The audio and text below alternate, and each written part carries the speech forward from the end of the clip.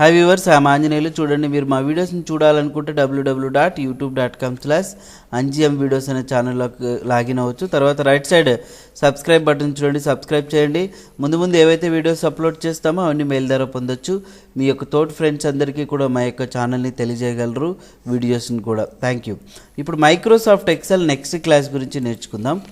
ఇక్కడ ఫస్ట్ మీరు ట్యాబ్స్ ఉన్నాయి చూడండి, ఫైల్ ట్యాబ్, హోమ్ ట్యాబ్ ఇవన్నీ. ఫైల్ ట్యాబ్ గురించి నేర్చుకుందాం. ఫైల్ ట్యాబ్ ఒకసారి మీరు అబ్జర్వ్ చేస్తే ఇందులో చూడండి, మీరు ఇన్ఫర్మేషన్ ఏదైనా పొందాలనుకుంటే అంటే ఇన్ఫోలో డాక్యుమెంట్ని ప్రొటెక్ట్ చేయొచ్చు, ఓకే, ఇన్స్పెక్ట్ వర్క్ బుక్ చేసుకోవచ్చు. ఇవన్నీ ముందు నేర్చుకుంటాం. ఒక కొత్త వర్క్ బుక్ తీసుకోవాలనుకుంటే న్యూ బటన్ మీద క్లిక్ చేస్తే ఇందులో బ్లాంక్ వర్క్ బుక్ ఉంటుంది. ఇవన్నీ కూడా మీకు ఇంటర్నెట్ ఉన్నట్లయితే ఇంటర్నెట్ ద్వారా ఈ యొక్క టెంప్లెట్స్ని మీరు డౌన్లోడ్ చేసుకోవచ్చు. ఈ బ్లాంక్ వర్క్ బుక్ మీద క్లిక్ చేస్తున్నాం చూడండి, బ్లాంక్ వర్క్ బుక్ వచ్చేస్తుంది. ఒక బ్లాంక్ వర్క్ బుక్ రావడానికి కీబోర్డ్లో Ctrl+N ప్రెస్ చేసినా డైరెక్ట్గా వస్తుంది. లేదంటే మీరు ఇక్కడ క్విక్ యాక్సెస్ టూల్ బార్ని చూడండి, డ్రాప్ డౌన్ బటన్ని ప్రెస్ చేస్తారు, న్యూ చూడండి, డ్రాప్ డౌన్ బటన్ ప్రెస్ చేస్తాం, ఓపెన్.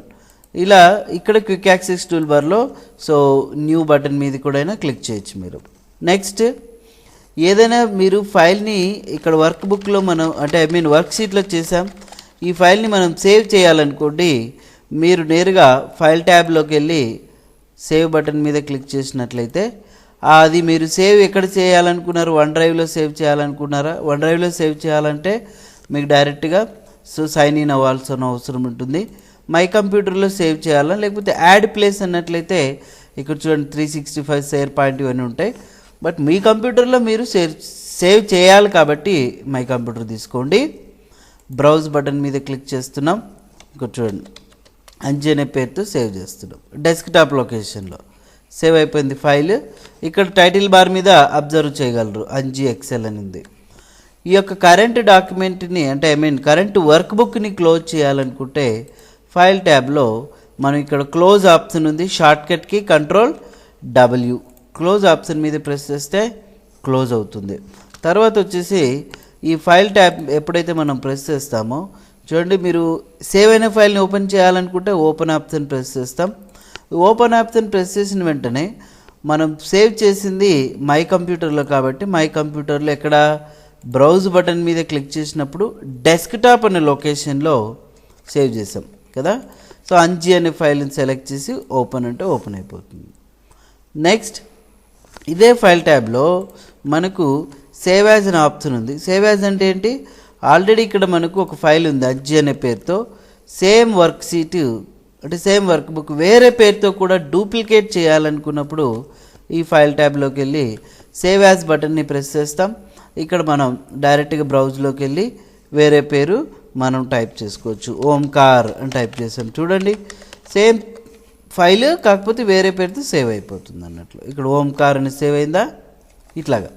నెక్స్ట్, ఇదే ఫైల్ ట్యాబ్లో మనం చూడండి, ఇక్కడ సేవ్ యాజ్ చేసేటప్పుడు డైరెక్ట్గా ఎక్కడ సేవ్ చేయాలనుకుంటున్నాం అనేది ఒకసారి అబ్జర్వ్ చేయండి.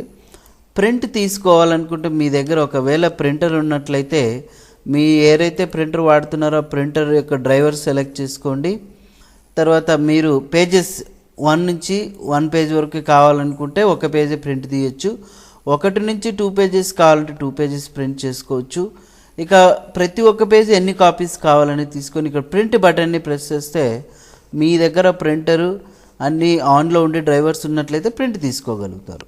ఓకే, తర్వాత ఇక్కడ షేర్ చేయాలనుకుంటే చూడండి, మీ దగ్గర ఈమెయిల్ ఉన్నట్లయితే ఈమెయిల్ నుంచి మీ యొక్క ఈ ఫైల్ని షేర్ చేయొచ్చు.